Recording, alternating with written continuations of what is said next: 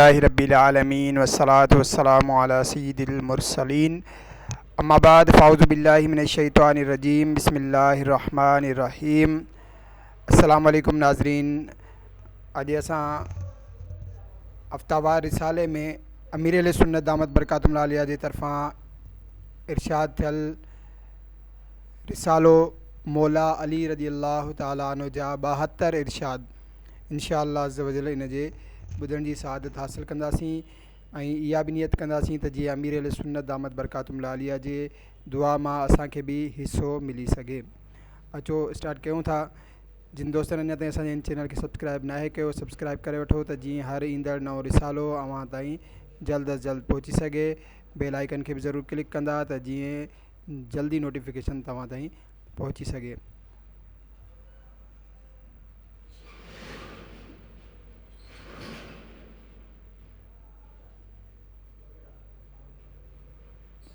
दुआए अत्तार या रब मुस्तफ़ा जेको 17 सिफ़ान जो रिसालो मौला अली रज़ियल्लाहु ताला अन्हु जा 72 इरशाद पढ़ी या ॿुधी वठे, उनखे मौला अली शेर ख़ुदा रज़ियल्लाहु ताला अन्हु जे सदक़े तमाम सहाबा व अहले बैत जो सच्चो ग़ुलाम बणा ऐं उनखे मौला अली रज़ियल्लाहु ताला अन्हु जो जन्नतुल फ़िरदौस में पाड़ो अता फ़रमा।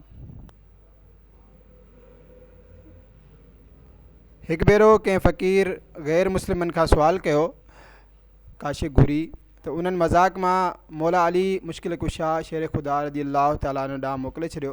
मौला अली रज़ियल्लाहु ताला अन्हु साम्हूं ई वेठा हुआ।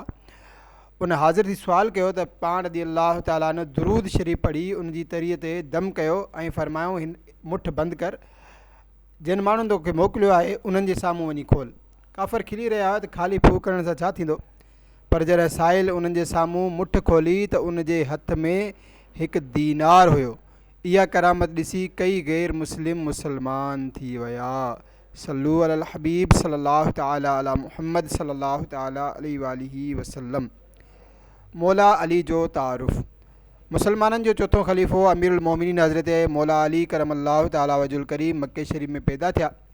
संदन वालिदा मोहतरमा पंहिंजे पीउ जे नाले ते संदन नालो हैदर रखियो, वालिद संदन नालो अली रखियो ऐं हुज़ूर सल्लल्लाहु ताला अलैहि वालिहि वसल्लम पाण रज़ियल्लाहु ताला अन्हु खे असदुल्लाह जे लक़ब सां नवाज़ियो। उन खां अलावा मुर्तज़ा यानी चूंडियल, कर्रार यानी बार बार हमिलो कंदड़, शेर ख़ुदा ऐं मौला मुश्किल कुशा संदन मशहूर लक़ब आहिनि। हज़रत मौला मुश्किल कुशा अलीउल मुर्तज़ा शेर ख़ुदा करमल्लाहु ताला वजुल करीम जी कुनियत अबुल हसन ऐं अबू तुराब आहे। पाण रज़ियल्लाहु ताला अन्हु प्यारे आका मक्की मदनी मुस्तफ़ा सल्लल्लाहु ताला अलैहि वालिहि वसल्लम जा सोट आहिनि। पाण रज़ियल्लाहु ताला अन्हु 4 साल 8 महीना 9 ॾींहं ताईं खिलाफ़त फरमाई। 17 या 19 रमज़ान मुबारक ते हिकु ख़बीस ख़ारिजी जे कातिलाने हमले सां पाण रज़ियल्लाहु ताला अन्हु सख़्तु ज़ख़्मी थी पिया ऐं 21 रमज़ान मुबारक आचर जी राति शहीद थी विया। अल्लाह रब्बुल इज़्ज़त जी उन्हनि ते रहमत हुजे ऐं उन्हनि जे सदक़े असांजी बेहिसाब मग़फ़िरत थिए। शेर ख़ुदा जा इरशाद। नंबर 1, अमल खां वधीक उन जी क़बूलियत जो एहतिमाम कयो, उन करे जो परहेज़गारी सां कयो वेंदड़ थोरो अमल बि घणो हूंदो आहे ऐं जेको अमल मक़बूल थी वञे उहो कीअं थोरो थी सघे थो। नंबर 2, ईद जे ॾींहुं फ़रमायो हर उहो ॾींहुं जंहिं में अल्लाह पाक जी नाफ़रमानी न कई वञे असांजे लाइ ईद जो ॾींहुं आहे। नंबर 3, मां तव्हां ते 2 शयुनि जे करे घणो ख़ौफ़ज़दा रहां थो, हिकिड़ी ख़्वाहिश जी पैरवी ऐं ॿियो वॾियूं उम्मीदूं।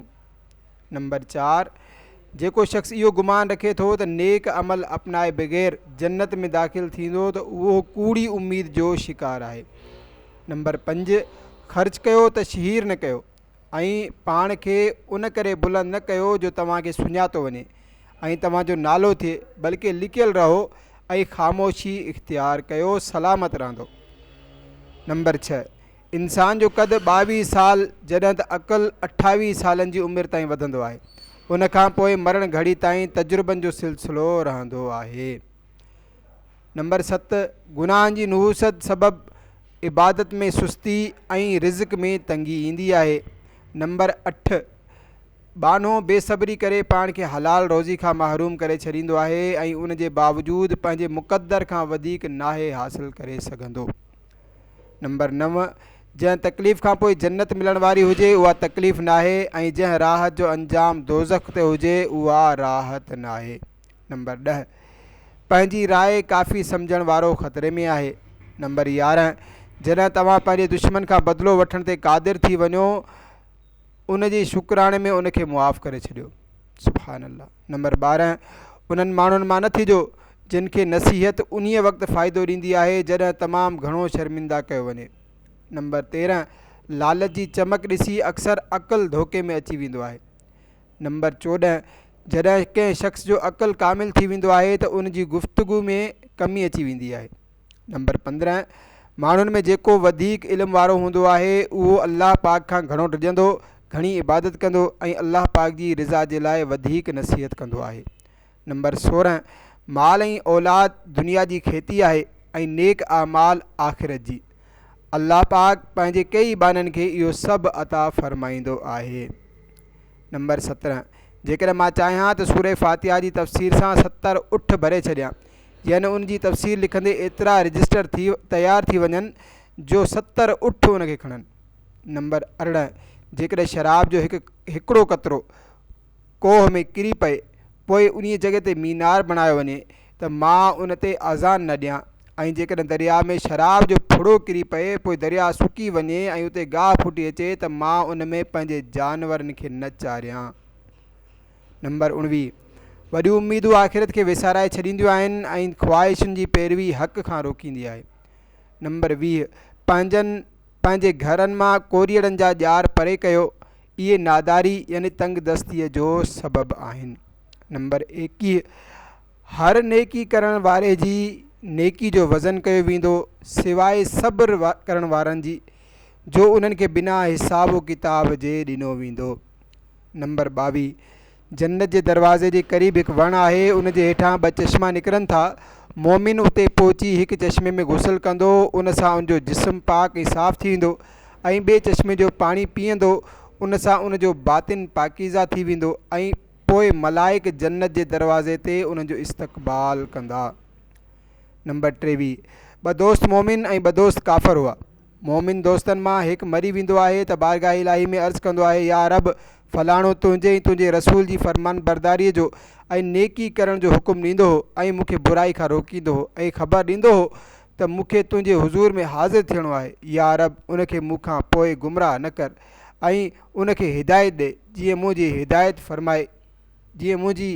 फ़रमाई ऐं उनजो इकराम कर जीअं मुंहिंजो इकराम फ़रमाई।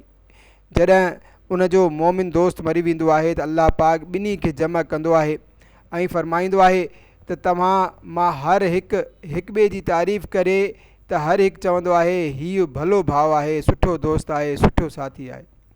ऐं 2 काफ़िर दोस्तनि मां जॾहिं हिकु मरी वेंदो आहे, दुआ कंदो आहे, यार मूंखे तुंहिंजे ऐं तुंहिंजे रसूल जी फ़रमान बरदारी खां मना कंदो ऐं बुराई जो हुकुम ॾींदो, नेकी खां रोकींदो ऐं ख़बर ॾींदो त मूंखे तुंहिंजे हुज़ूर यानी तुंहिंजी बारगाह में हाज़िर न आहे थियणो, त अल्लाह पाक फ़रमाईंदो आहे त तव्हां मां हर हिकु ॿिए जी तारीफ़ करे त उन्हनि मां हर हिकु ॿिए खे बुरो भाउ, बुरो दोस्त, बुरो साथी चवंदो आहे। नंबर 24, इल्मु ख़ज़ानो आहे ऐं सुवाल करण जी चाबी आहे। अल्लाह पाक तव्हां ते रहम करे सुवाल कंदा कयो, छो त हिन सुवाल करण जी सूरत में 4 माण्हुनि खे सवाबु ॾिनो वेंदो आहे। सुवाल करण वारे खे, जवाबु ॾियण वारे खे, ॿुधण वारे ऐं उन सां महबत करण वारे खे। नंबर 25, 3 शयूं हाफ़िज़ो वधाईंदियूं ऐं बलगम परे कंदियूं आहिनि, मिसवाक, रोज़ो ऐं नंबर 3 क़ुरान पाक पढ़णु। नंबर 26, जेको बिना इल्म जे माण्हुनि खे फ़तवा ॾिए, आसमान ऐं ज़मीन जा मलाइक उन ते लानत कंदा आहिनि। नंबर 27, मज़लूम जी ज़ालिम ते ग़लबे जो ॾींहुं यानी क़यामत जो ॾींहुं ज़ालिम जे मज़लूम ते ग़लबे जे ॾींहं खां घणो सख़्तु आहे। नंबर 28, थोरी शइ ॾियण सां शर्म न कयो, छो त ॾियण खां महरूम रहणु उन खां बि थोरो आहे। अल्लाह पाक जो कसम, मां क़ुरान करीम जी हर आयत जे बारे में ॼाणा थो त उहा कॾहिं ऐं किथे नाज़िल थी। बेशक मुंहिंजे रब करीम मूंखे तमामु घणी सम्झण वारी दिलि ऐं वधीक सुवाल करण वारी ज़बान अता फ़रमाई आहे।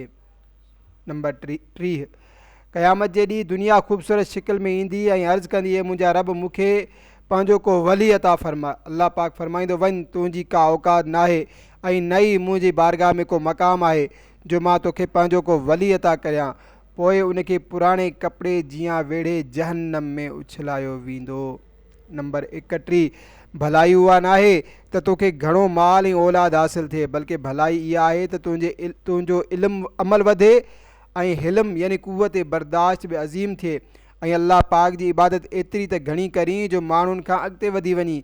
जॾहिं तूं नेकी करण में कामयाबु थी वञी त उन ते अल्लाह जो शुक्र अदा कर ऐं जेकर गुनाह में पइजी वञी त अल्लाह पाक खां उनजी बख़्शिश घुर ऐं दुनिया में भलाई उन माण्हू खे हासिलु थींदी आहे जेको गुनाह थियण जी सूरत में तौबा करे उन जी इस्लाह करे वठंदो आहे या उहो शख़्स जेको नेकियूं करण में जल्दी कंदो आहे। नंबर 32, मुंहिंजूं 5 ॻाल्हियूं यादि रखो ऐं ही अहिड़ियूं क़ीमती ॻाल्हियूं आहिनि त जेकॾहिं तव्हां उठनि ते सुवार थी उन्हनि खे तलाश करण जे लाइ निकिरंदो त उठ थकिजी पवंदा पर उहे ॻाल्हियूं मिली न सघंदियूं। नंबर 1, बानो सिर्फ़ु रब करीम सां उमेदु रखे। नंबर 2, पंहिंजे गुनाहनि जे करे डिॼंदो रहे। नंबर 3, अण वाक़िफ़ इल्म जी बाबति सुवाल करण खां न शर्माए। ऐं नंबर 4, जेकॾहिं आलिम खे कंहिं मसइले जो इल्मु न हुजे त हरगिज़ न ॿुधाए ऐं ला इल्मी जो इज़हार ऐं साफ़ इनकार कंदे वल्लाहु आलम यानी अल्लाह पाक सभ खां वधीक इल्मु वारो आहे चवण सां न घबराए। ऐं नंबर 5, ईमान में सब्र जी इहा हैसियत आहे जीअं जिस्म में मथे जी। उनजो ईमान कामिल नाहे जेको बेसब्री जो मुज़ाहिरो कंदो आहे। नंबर 33, अल्लाह पाक जी गुमनाम बाननि जे लाइ ख़ुशख़बरी आहे। उहे बाना जेकी पाण त माण्हुनि खे सुञाणनि था पर माण्हू उन्हनि खे नथा सुञाणनि। अल्लाह करीम जन्नत ते मुक़रर मलाइक हज़रत रिज़वान अलैहिस्सलाम खे उन्हनि जी सुञाणप कराए छॾी आहे। उहे ई माण्हू हिदायत जा रोशन चराग आहिनि ऐं अल्लाह पाक तमामु तारीख़ फितना हिननि ते ज़ाहिर करे छॾिया आहिनि। अल्लाह पाक उन्हनि खे पंहिंजी रहमत सां जन्नत में दाख़िल फरमाईंदो। ही न शोहरत चाहींदा आहिनि ऐं न ज़ुल्म कंदा आहिनि ऐं न वरी रियाकारी में पवंदा आहिनि। ॿुधो, कामिल फ़क़ीह उहो आहे जेको माण्हुनि खे रहमत इलाही खां मायूस न करे, अल्लाह पाक जे अज़ाब खां बेखौफ़ न थियण ॾिए, उन जी नाफ़रमानी जी रुख़सत न ॾिए ऐं क़ुरान करीम खे छॾे करे कंहिं ॿी शइ में रग़बत न रखे। नंबर 35, ए इंसानो इल्म जा सरचश्मो राति जा चराग यानी रातिनि जो जागी करे इबादत करण वारो पुराणे लिबास ऐं पाकीज़ा दिलि वारा बणिजी वञो। उन जे करे आसमाननि में तव्हांजी शोहरत थींदी ऐं ज़मीन में तव्हांजो ज़िक्र बुलंद थींदो। नंबर 36, इल्मु माल खां बहितर आहे। इल्मु तुंहिंजी हिफ़ाज़त कंदो आहे जॾहिं त माल जी तोखे हिफ़ाज़त करणी पवंदी आहे। इल्मु फैलाइण सां वधंदो आहे जॾहिं त माल ख़र्च करण सां खुटंदो आहे। आलिम सां माण्हू मोहबत कंदा आहिनि। आलिम इल्म जी बदौलत पंहिंजी ज़िंदगी में अल्लाह करीम जी फ़रमान बरदारी कंदो आहे। आलिम जे मरण खां पोइ बि उनजो ज़िक्र ख़ैर बाक़ी रहंदो आहे जॾहिं त माल जो फ़ाइदो उन जे ख़तमु थियण सां ई ख़तमु थी वेंदो आहे। ऐं उहो ई मामिलो मालदारनि जो आहे जो दुनिया में माल ख़तमु थींदे ई उन्हनि जो नालो ताईं मिटिजी वेंदो आहे। उन जे बरख़िलाफ़ उलमा जो नालो रहंदी दुनिया ताईं बाक़ी रहंदो आहे। मालदारनि जो नालो वठण वारा किथे नज़र न आहिनि ईंदा जॾहिं त उलमाए दीन जी इज़त ऐं मक़ाम हमेशह माण्हुनि जे दिलनि में क़ाइमु रहंदो आहे। नंबर 37, 3 अमल मुश्किल आहिनि। नंबर 1, पंहिंजी जान जो हक़ अदा करणु। नंबर 2, हर हाल में अल्लाह ताला जो ज़िक्र कंदो रहणु। ऐं नंबर 3, पंहिंजे ज़रूरतमंद मुसलमान भाइरनि जी माली मदद करणु। नंबर 38, जॾहिं तव्हां कंहिं शइ खे हासिलु करणु चाहियो त उन में ईअं लॻी वञो जो बसि हर वक़्तु उनखे हासिलु करण जी कोशिशि कंदा रहो। नंबर 39, बेशक नेमत जो ताल्लुक़ शुक्र सां आहे ऐं शुक्र जो ताल्लुक़ नेमतुनि जी ज़्यादती सां आहे। ही ॿई हिक ॿिए खे लाज़िम आहिनि। पोइ अल्लाह पाक जे तरफ़ां नेमतुनि जी ज़्यादती उन वक़्तु ताईं नाहे रुकंदी जेसिताईं बाननि जे तरफ़ां शुक्र न रुकिजी वञे। सीपारो 28 सूरह तहरीम जी आयत नंबर 6 जी तफ़सीर बयानु कंदे हज़रत अली शेर ख़ुदा करम अल्लाह ताला वजुल करीम फ़रमाइनि था, हिन आयत जो तक़ाज़ो आहे त पाण खे ऐं पंहिंजे घर वारनि खे भलाई जी तालीम ॾियो ऐं उन्हनि खे आदाब ज़िंदगी सेखारियो। मुंहिंजे वेझो को बि उन शख़्सियत खां वधीक पसंदीदा नाहे जंहिं अल्लाह करीम सां पंहिंजे नेक आमाल नामे सां मुलाक़ात कई हुजे। शेख़ेन करीमैन जे बारे में इरशादात। नंबर 42 जेको मूंखे हज़रत अबू बकर ऐं उमर रज़ी अल्लाह ताला अन्हुमा खां अफ़ज़ल चए त मां उनखे मफ़्तरी जी याने बहतान हणण वारे खे ॾियण वारी सज़ा ॾींदुसि। नंबर 43 हिन उम्मत में नबी करीम सल्लल्लाहु ताला अलैहि वसल्लम खां पोइ सभिनी खां बहितर हज़रत अबू बकर ऐं उमर रज़ी अल्लाह ताला अन्हुमा आहिनि। इमाम ज़हबी फ़रमायो त हीउ कौल हज़रत अली सां बतवातुर मनक़ूल आहे। नंबर 44 हज़रत अबू बकर सिद्दीक़ रज़ी अल्लाह ताला अन्हु शुक्र करण वारनि ऐं अल्लाह पाक जे पसंदीदा बाननि जा अमीन आहिनि। नंबर 45 असां में सभिनी खां वधीक बहादुर हज़रत अबू बकर सिद्दीक़ ई हुआ। नंबर 46 यादि रखो उहे यानी हज़रत अबू बकर सिद्दीक़ रज़ी अल्लाह ताला अन्हु इंसाननि में सभ खां वधीक रहमदिल नबी करीम सल्लल्लाहु ताला अलैहि वसल्लम जा यारे गार ऐं पंहिंजे माल सां पाण करीम सल्लल्लाहु ताला अलैहि वसल्लम खे सभ खां वधीक नफ़ो पहुचाइण वारा आहिनि। नंबर 47 असां सभिनी असहाबनि मां हज़रत अबू बकर सिद्दीक़ रज़ी अल्लाह ताला अन्हु सभ खां अफ़ज़ल आहिनि। नंबर 48 कसम खणी इरशाद फ़रमायूं अल्लाह पाक अबू बकर जो नालो सिद्दीक़ आसमान तां नाज़िल फ़रमायो आहे। नंबर 49 मां त हज़रत अबू बकर सिद्दीक़ जे तमामु नेकियुनि मां सिर्फ़ु हिकु नेकी आहियां। नंबर 50 हज़रत नबी करीम सल्लल्लाहु ताला अलैहि वसल्लम खां पोइ सभिनी खां बहितरीन शख़्सियतूं हज़रत अबू बकर ऐं उमर रज़ी अल्लाह ताला अन्हुमा आहिनि। कंहिं मोमिन जी दिलि में मुंहिंजी महबत ऐं हज़रत अबू बकर ऐं उमर रज़ी अल्लाह ताला अन्हु जो बुग़्ज़ जमा नथो थी सघे। जन्नत जो इजाज़तनामो हिकु भेरो हज़रत अबू बकर सिद्दीक़ रज़ी अल्लाह ताला अन्हु ऐं हज़रत मौला अली शेर ख़ुदा करमल्लाहु ताला वजहुल करीम जी मुलाक़ात थी त सिद्दीक़ अकबर मौला अली खे ॾिसी मुस्कुराइण लॻा। हज़रत अलीउल मुर्तज़ा पुछो तव्हां छो मुस्कुराए रहिया आहियो?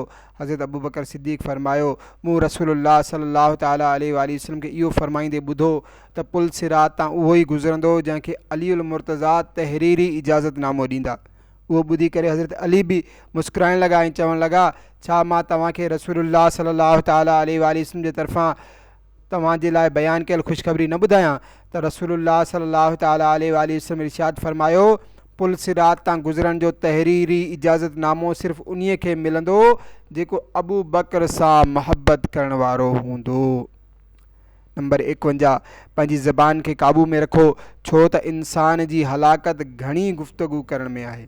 नंबर 52 जॾहिं बानो फ़ौत थी वेंदो आहे त ज़मीन में उन ते नमाज़ वारी जॻह ऐं आसमान में उन जे अमल वारो ठिकाणो उन ते रोअंदा आहिनि।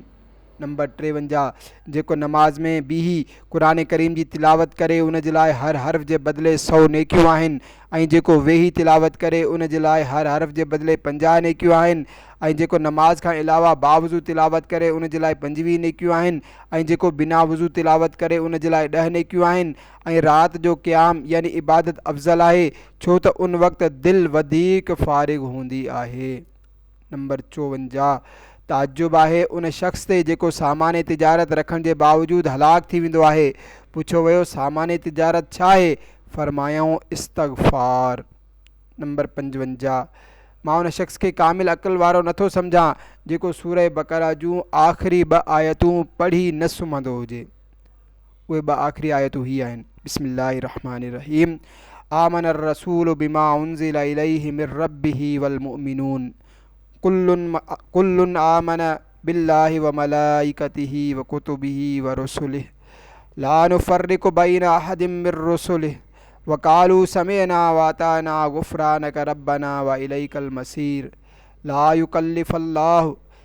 युकल्लिफ़ुल्लाहु नफ़्सन इल्ला वुसअहा लहा मा कसबत व अलैहा मक्तसबत रब्बना ला तुआख़िज़ना इन नसीना औ अख़्ताना रब्बना वला तहमिल अलैना इसरन कमा हमलतहु अलल लज़ीन मिन क़ब्लिना रब्बना वला तुहम्मिलना मा ला ताक़त लना बिह वाफ़ु अन्ना वग़फ़िर लना वरहमना अंत मौलाना फ़ंसुरना अलल क़ौमिल काफ़िरीन।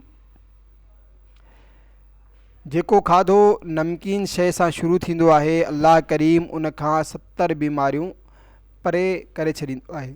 जेको रोज़ानो 7 खजूरूं खाईंदो करे उन जे पेट जूं बीमारियूं ख़तमु थी वेंदियूं। जेको रोज़ानो 21 दाणा सुर्ख़ किशमिश जा खाईंदो करे त पंहिंजे जिस्म में का नापसंदीदा शइ कोन ॾिसंदो। गोश्त पैदा कंदो आहे। सुरीद अहले अरब जो खाधो आहे। निफ़ास वारी औरत जे लाइ तर खजूरनि खां बहितर का शइ न आहे। मच्छी जिस्म खे ॻारींदी आहे, यानी सेहतमंद करे छॾींदी आहे। जेको डिघी उमिरि चाहे थो उहो नाश्तो जल्द यानी सुबुह साजुर करे, शाम जो खाधो देर सां खाए ऐं चादर हल्की रखे यानी कर्ज़ न वठे। नंबर 56। 3 आदतूं मर्दनि में बुरियूं ऐं औरतुनि में सुठियूं आहिनि। नंबर 1 बुखल, नंबर 2 ख़ुदि पसंदी ऐं नंबर 3 बुज़दिली। वज़ाहत। छो त औरत बखील यानी कंजूस हूंदी त पंहिंजे ऐं पंहिंजे मुड़ुस जे माल जी हिफ़ाज़त कंदी। ख़ुदि पसंदि हूंदी त हर कंहिं सां नरम गुफ़्तगू नापसंद कंदी ऐं बुज़दिल हूंदी त हर शइ सां घबराईंदी, तंहिं करे घरां ॿाहिरि कान निकिरंदी ऐं पंहिंजे मुड़ुस जे ख़ौफ़ सां तोहमत जी जॻहनि खां बचंदी। नंबर 57। ए ताजिरो, पंहिंजो हक़ वठो ऐं ॿियनि जो हक़ ॾियो, सलामतीअ में रहंदो ऐं थोरे नफ़े खे न मोटायो, न त घणे नफ़े खां महरूम थी वेंदो। तव्हांजो सचो दोस्त उहो आहे जेको तव्हांजो साथ ॾिए ऐं तव्हांजे फ़ाइदे लाइ पाण खे नुक़सानु पहुचाए। जॾहिं तव्हांखे गर्दिश ज़माना पहुचे यानी जॾहिं तव्हांजा हालात तंग थी वञनि त तव्हांजो सहारो बणिजे ऐं तव्हांजी हिफ़ाज़त जे लाइ पंहिंजी चादर फहिलाए। नंबर 59। जॾहिं तव्हां मां कंहिंजे पेट में सूरु पए त पंहिंजे घर वारीअ खां संदसि महर मां कुझु रक़म घुरे ऐं उन रक़म मां शहद ख़रीद करे यानी माखी ख़रीद करे ऐं उन शहद खे बारिश जे पाणी सां मिलाए पीए। ईअं हिन जे पीअण में हना यानी लफ़्ज़ हना सां हिन आयत जी तरफ़ इशारो आहे। नंबर 60। इंसानो, तव्हां पाण में माखी जे मखियुनि जियां थी वञो। जेतोणीकि ॿिया पखी उन्हनि खे कमज़ोर ऐं हक़ीर था सम्झनि, पर जेकर उन्हनि खे उहा ख़बर पइजी वञे त माखी जे मखियुनि में अल्लाह पाक वॾी बरकत रखी आहे त कॾहिं उन्हनि खे हक़ीर न सम्झनि। नंबर 61। ए क़ुरान सिखण वारो, अहकाम क़ुरानी ते अमल कयो। आलिम उहो ई आहे जेको इल्मु हासिल करण खां पोइ उन ते अमल करे ऐं पंहिंजे इल्म ते पंहिंजे अमल जी मवाफ़क़त में पूरो लहे, यानी उन जो इल्मु ऐं अमल ॿई मुवाफ़िक़ थी वञनि। नंबर 62। तौफ़ीक़ इलाही बहितरीन रहबर आहे। ख़ुशि अख़लाक़ी बहितरीन दोस्त आहे। अक़ल ऐं शऊर बहितरीन साथी आहे। अदब बहितरीन मीरास आहे ऐं ग़म तकब्बुर खां बि वधीक बदतर आहे। नंबर 63। मुसीबत ऐं परेशानी बि हिकु मक़ाम ते पहुची ख़तम थी वेंदी आहे। उन करे अक़लमंद खे घुरिजे त मुसीबत जी हालत में सब्र करे त जीअं मुसीबत पंहिंजी मुद्दत ते हली वञे, न त मुद्दत ख़तमु थियण खां पहिरियां मुसीबत खे परे करण जी कोशिशि मुसीबत खे अञा वधाईंदी आहे। इमाम हसन मुजतबा रज़ियल्लाहु ताला अन्हु जूं खे नसीहतूं। नंबर 64। बदबख्त इब्न मुलजम जे ज़ख़्मी करण ते नवासे रसूल हज़रत इमाम हसन रज़ियल्लाहु ताला अन्हु पंहिंजे प्यारे वालिद मोहतरम हज़रत अली रज़ियल्लाहु ताला अन्हु जी ख़िदमत में रोंदे हाज़िर थिया त हज़रत अली रज़ियल्लाहु ताला अन्हु पंहिंजे लख़्ते जिगर खे इरशाद फ़रमायो, पुट 8 ॻाल्हियूं यादि रखजांइ। सभ खां वॾी दौलत अक़लमंदी आहे। सभ खां वॾी गुरबत बेवकूफ़ी आहे। सभ खां वॾी वहशत ऐं घबराहट तकब्बुर आहे। सभ खां वॾी बुज़ुर्गी ऐं करम ख़ुशि अख़लाक़ी ऐं चङो किरदारु आहे। पुट हिननि शयुनि खां हमेशह बचिजांइ। बेवकूफ़ जी दोस्तीअ खां, जेतोणीकि उहो नफ़ो पहुचाइणु चाहींदो आहे पर आख़िरकार उन खां तकलीफ़ ई मिलंदी आहे। नंबर 2 कूड़े साथी खां, छो त उहो वेझो खे परे ऐं परे खे क़रीब करे छॾींदो आहे। नंबर 3 कंजूस जे साथ खां, उन करे जो उहो तव्हां खां उहे शयूं छॾाईंदो आहे जिन जी तव्हांखे सख़्तु ज़रूरत पवंदी आहे। ऐं नंबर 4 फ़ाजिर यानी गुनहगार जी दोस्ती खां, उन करे जो उहो तोखे थोरी शइ जे बदिले में विकिणी छॾींदो। नंबर 65 वधीक होशियारी दरअसल बदगुमानी आहे। नंबर 66 महबत परे जे ख़ानदान वारे खे क़रीब करे छॾींदी आहे ऐं दुश्मनी ख़ानदान जे क़रीबी रिश्तेदार खे परे हटाए छॾींदी आहे। हथ जिस्म सां तमामु घणो क़रीब आहे पर सड़ी सुकी वञण ते कटियो वेंदो आहे ऐं आख़िरकार दाॻियो वेंदो आहे। नंबर 67 जॾहिं मूंखां का अहिड़ी ॻाल्हि पुछी वञे जंहिं बाबति मां चवां थो त अल्लाह पाक बहितर ॼाणे थो जो मां हिन मसइले खां नावाक़िफ़ आहियां, त उन वक़्तु मूंखे ख़ूब राहत मिलंदी आहे ऐं मुंहिंजो हीउ जवाबु ख़ुदि मूंखे घणो वणंदो आहे। सुभान अल्लाह। नंबर 68 माण्हुनि में अदल ऐं इंसाफ़ करण वारे ते लाज़िम आहे त जेको ॿियनि जे लाइ पसंदि करे उहो ई पंहिंजे लाइ पसंदि करे। नंबर 69 तव्हां आख़िरत जा पुट बणिजो, दुनिया जा न। उन करे जो अॼु यानी दुनिया में अमल आहे, हिसाब न आहे, ऐं काल यानी आख़िरत में, ऐं सुभाणे यानी आख़िरत में हिसाब आहे, अमल न आहे। नंबर 70, रियाकार जूं 3 अलामतूं आहिनि। जॾहिं अकेलो हुजे त इबादत में सुस्ती करे ऐं नफ़िल वेही पढ़े, ऐं जॾहिं माण्हुनि में हुजे त सुस्ती न करे बल्कि अमल वधीक करे, ऐं जॾहिं माण्हू उन जी तारीफ़ कनि त इबादत वधीक करे, जेकॾहिं माण्हू बुराई कनि त छॾे ॾिए। नंबर 71, जेको जन्नत जो उम्मीदवार थियो उन नेकियुनि में जल्दी कई, जेको जहन्नम खां ॾिनो उन पाण खे नाजाइज़ ख़्वाहिशनि खां रोकियो, ऐं जंहिंखे मौत जो यकीन अची वियो उन दुनिया जी लज़्ज़तुनि खे ख़तमु करे छॾियो। नंबर 72, अखियूं शैतान जो ॼार आहिनि। सरीउल असर यानी जल्द असर क़बूल करण वारो उज़्व आहे ऐं तमामु जल्दी हारिजी वेंदो आहे। जंहिं पंहिंजी जिस्मानी उज़वनि खे अल्लाह पाक जी इबादत में इस्तेमालु कयो उन जी उम्मीद पूरी थी, ऐं जंहिं पंहिंजे बदन जे उज़वनि खे ख़्वाहिशात जे पोयां लॻायो उन जा अमल बर्बाद थी विया। नाज़रीन, उम्मीद आहे अव्हांखे असांजो हीउ वीडियो पसंदि आयो हूंदो। जेकर पसंदि आयो हुजे ज़रूरु लाइक कंदा, सब्सक्राइब कंदा ऐं कमेंट ज़रूरु कंदा, ऐं पंहिंजे सजेशन खां, पंहिंजी राय खां ज़रूरु आगाह कंदा। मिलूं था इंशाल्लाह नेक्स्ट वीडियो में। अस्सलामु अलैकुम वरहमतुल्लाहि वबरकातुहू।